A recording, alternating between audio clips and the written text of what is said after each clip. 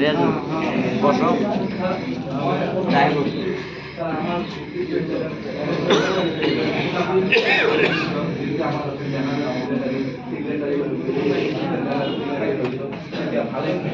মানে একটা পরিবর্তন হয়েছে আবার তো